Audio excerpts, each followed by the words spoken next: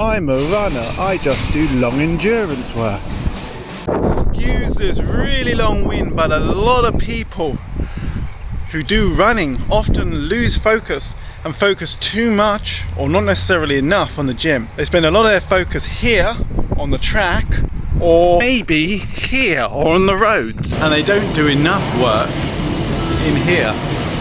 And I'm not talking about this part of the gym, I'm talking about this part. So the first thing we need to talk about is one of the biggest misconceptions and myths regarding doing weights as a runner. Now, this particular section here, the cardio section, is very good for you, very good for a warm-up. If you're doing a long endurance, you're probably going to end up in this section quite a lot.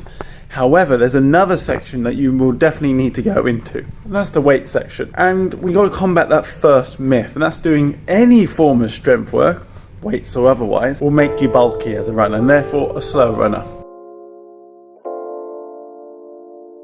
I can tell you for a fact that's not necessarily true, depending on what you do and depending on your genetic. If you're a runner, you've got a lot of type 1 muscle fibers. Well, you've got type 1 muscle fibers that are really good for endurance. However, they take a lot of oxygen, therefore you're able to run for a long period of times. At the same time, they're not very good at generating size and strength.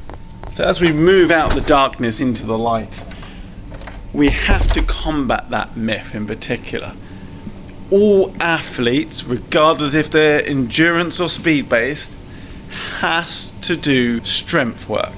If you do not do strength work, you make yourself a weaker runner, you make yourself a slower runner. I see this a lot with the old school mindset, with the aesthetic of that women have to look a certain way. No, they don't. In the modern days, we've had lots of Instagram personalities, places like that, and they've promoted using the weights to try and get their aesthetic goals. And weights as in particular has become more popular amongst females. Now, when it comes to running in particular, a lot of women might think, oh, I don't want to go in there, I might get too bulky. Well, for any male or female runner, the chance of you getting bulky doing weights is highly unlikely. You're not going to get bulky just staring at a dumbbell. They may utilize certain examples like an IVB pro bodybuilder. Well, those people may have the genetics to get that hench, but they're also taking under-the-counter supplements.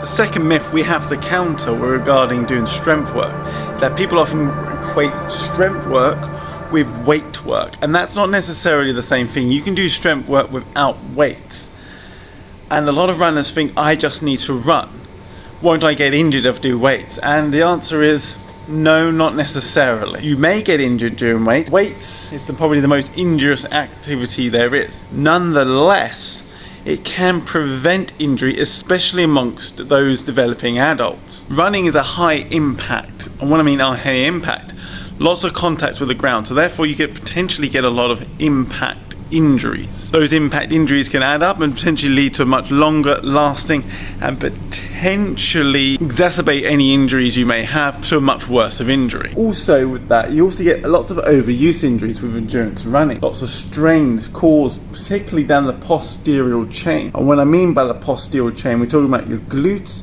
your hamstrings and your calves. Your calves in particular take a massive impact, lots of contacts with the ground, and therefore have to be particularly strong because they're carrying the weight of the body times whatever force you're putting through it. An athlete also needs a strong core. Strong core keeps them tall and upright as they run, extending out their stride length, and as a result they will run faster because they're covering more ground quickly, using less steps, less impact, less contact. If you have a weaker core, the chances are that then you will sink down into one's hips, not utilize probably more your back or more your other muscle groups that probably get overused, and as a result you get more injuries. If you have a weakness as a runner in terms of your running muscles, the chances are that gets exacerbated over a period of time when running. Thusly, you're more likely to get an overuse injury.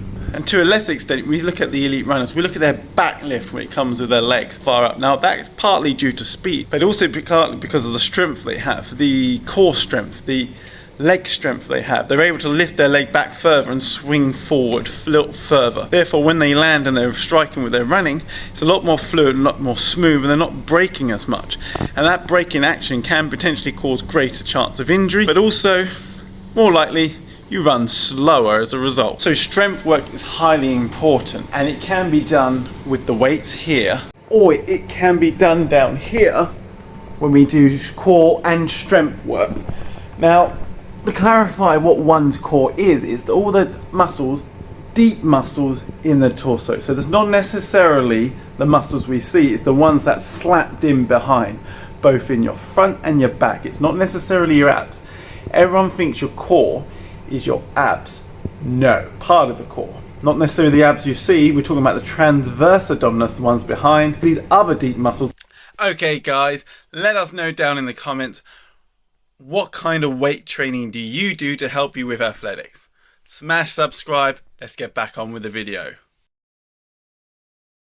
Ultimately, biomechanically, it makes us a better runner if we are stronger. Yes, strength doesn't necessarily equal endurance, but it can give you that strength endurance to complete the race with less chance of injury, better form, and to be able to run it faster. On a slight tangent here guys, treadmill running, really good for you if you can't necessarily get out on the road. Nonetheless, it can equal to bad running mechanics, as people tend to run too close to the console, and as a result they don't generally use their arms, or they adopt methods that can lead to injury in the long run, and also a slower performance. Who wants a slower performance? So the one thing we're going to talk about is running mechanics.